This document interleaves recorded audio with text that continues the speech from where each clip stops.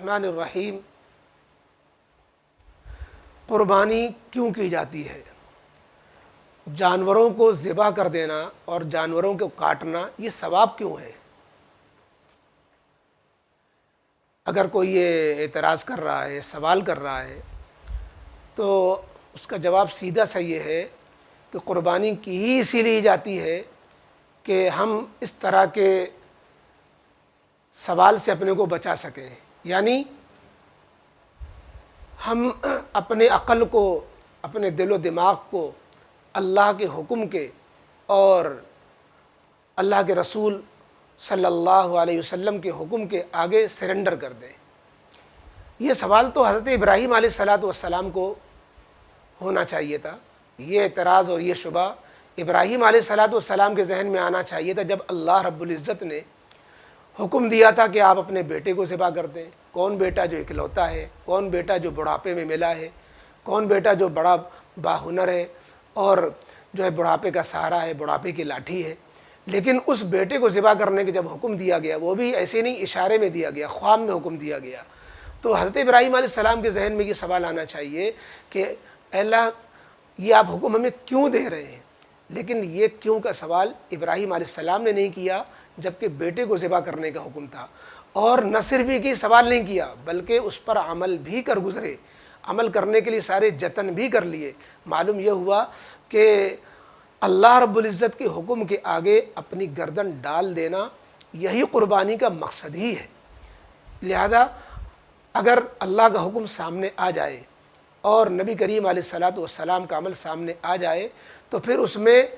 یہ کیوں کا مزاج ختم کر دیا جائے، یہ ذہن میں یہ کیڑا اور یہ وسوسہ، یہ کانٹا نہیں رہنا چاہیے کہ ایسا کیوں ہے۔ اس لیے کہ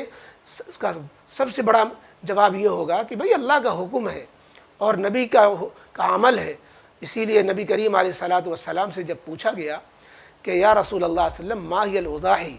کہ یہ قربانیاں کیا ہیں، تو نبی کریم علیہ السلام نے فرمایا سنت ابیکم ابراہیم، کہ تمہارے باپ ابراہیم علیہ السلام کا یہ طریقہ سنت ہے۔ یعنی ابراہیم علیہ السلام نے جس طرح کہا تھا کہ جب اللہ کا حکم ہوا کہ اسلم قال اسلمت لرب العالمین، کہ تم اپنی گردن اللہ کے سامنے جھکا دو، کہا میں نے پروردگار عالم کے سامنے اپنے آپ کو سرنڈر کر دیا۔ تو یہ جذبہ پیدا کرنا انسان کے مزاجوں میں، ایک جو ہے مخلوق کے مزاج میں، بندوں کے ذہن میں یہ جذبہ پیدا کرنا کہ ہم سب اللہ کے ہیں اور ساری چیزیں ہماری اللہ کی ہی ہیں، ہم خود اور ہماری جتنے ملکیت کی چیزیں ہیں، ہماری اولاد، ہمارے جانور، ہمارے مال، ہماری دکان مکان، یہ سب اللہ کے ہیں۔ لہذا جب اللہ مانگے ہمیں فوراً اللہ کے حوالے کر دینا چاہیے۔ اللہ اولاد مانگے تو اولاد کو اگر ذبح کرنے کے لیے کہے تو ہمیں اس میں بھی قیل و قال نہیں کرنا چاہیے۔ یہی ابراہیم علیہ السلام نے سکھلایا، یہی قربانی کا مقصد ہی ہے۔ قربانی کا مقصد اصل میں ہمارے لیے اللہ رب العزت نے کرم فرمائی، یہ فرمائی کہ قربانی کرنے کے بعد قربانی کے گوشت کو ہمارے لیے حلال کر دیا۔ تو ہمارے ذہنوں میں یہ آنے لگا کہ ہم غذا تو گوشت کے علاوہ سے بھی حاصل کر سکتے ہیں، تو ہم جو ہے گوشت کے لیے قربانی ہی کیوں کریں؟ یہی تو ذہنیت غلط ہے۔ قربانی گوشت کے لیے ہوتی ہی نہیں، بلکہ علماء نے یہاں تک لکھا کہ اگر کسی نے قربانی کا مقصد گوشت بنا لیا تو وہ قربانی حلال ہی نہیں ہوئی، کیونکہ قربانی کا مقصد گوشت نہیں ہے۔ لہذا جب قربانی کا مقصد گوشت نہیں تو پھر گردن کاٹنے کا کیا مطلب؟ جانوروں کی گردن کاٹنے کا مطلب سوائے اس کے کچھ نہیں کہ ہماری جان، ہمارا مال، ہمارے جانور، ہماری یہ ملکیت، ہماری یہ سب چیزیں اے اللہ تیرے لیے قربان۔ زمانے جاہلیت میں اور اس سے پہلے بھی اور تمام مذاہب میں اپنے اپنے معبودوں کے لیے جو ہے ان کو خوش کرنے کے لیے، ان کا تقرب حاصل کرنے کے لیے جو ہے قربانیاں لوگ دیا کرتے تھے۔ اللہ رب العزت نے حکم دیا کہ اے نبی علیہ السلام، لوگ تو جو ہے اپنے معبودان باطل کے لیے قربانیاں پیش کرتے ہیں، فصلی لربک وانحر، آپ اپنے رب کے لیے نماز بھی پڑھیے، عبادت کیجیے، اپنے رب کے لیے ہی قربانی کیجیے۔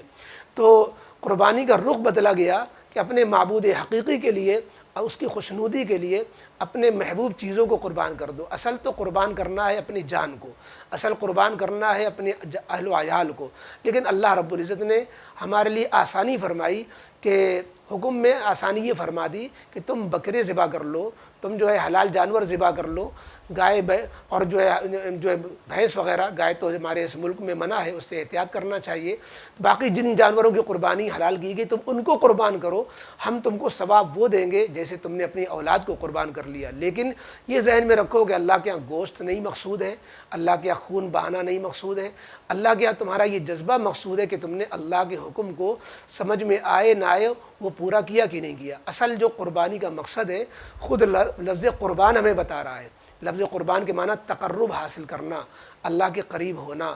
تو جو یہ اللہ کی قربت حاصل کرنے کے لیے یہ قربانی کی جاتی ہے اور کوئی مقصد اس کا نہیں ہوتا، اور یہ قربانی تمام مذاہب میں چلی آ رہی ہے۔ اس لیے ہمیں ذہن میں جو سوالات آتے ہیں وہ اسی وجہ سے آتے ہیں کہ ہم ہر چیز کو مادی اینکل سے اور اپنے مفاد کے پہلو سے دیکھنے لگتے ہیں کہ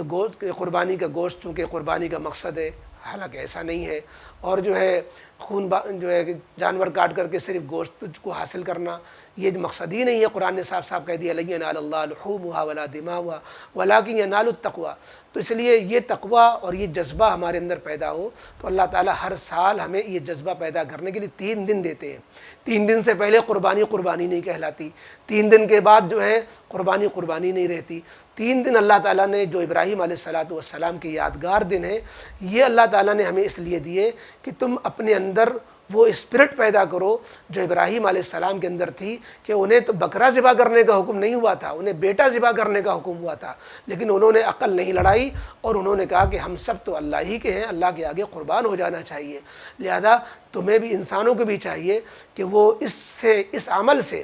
اس جو ہے اللہ تعالیٰ کی طرف سے یہ 3 دن کے اس عمل سے یہ سبق سیکھیں کہ ہمیں ہر چیز کو اللہ کا حکم آ جانے پر قربان کر دینا چاہیے، وہ اپنی جان کی قربانی ہو، شہادت ہو اپنی، یا جانور کی قربانی ہو، یا کسی اور بھی صلاحیت کی یا کسی اور چیز کی قربانی کی ضرورت ہو امت مسلمہ کے لیے، اللہ کے حکم کے تابع بنا کر کے جو اللہ کا حکم آ جائے، جیسا آ جائے، جب آ جائے، جو تقاضا آ جائے، ہم اس کے لیے کھڑے ہو جائیں۔ یہی ابراہیم علیہ السلام کی قربانی کا سبق ہے جو ہمیں اس قربانی کے ذریعے سے دیا گیا ہے، اور ہمیں اسے حکم دیا گیا کہ اپنے اندر یہ سبق پیدا کرنے کے لیے قربانی تم لازماً کرو۔ لہذا جو صاحب نصاب ہوتے ہیں انہیں تو لازماً کرنا ہوتی ہے، اور ایک اپنی واجب قربانی کے علاوہ مزید قربانی کی بھی ترغیب دی گئی کہ نبی کریم علیہ السلام نے فرمایا کہ ان دنوں میں قربانی سے بڑھ کر کوئی عمل نہیں ہوتا۔ اس لیے صاحب حیثیت لوگ اپنی قربانی کے ساتھ مرحومین کے لیے نفلی قربانیاں، اور جن پر واجب نہیں وہ لوگ بھی کریں ثواب حاصل کرنے کے لیے،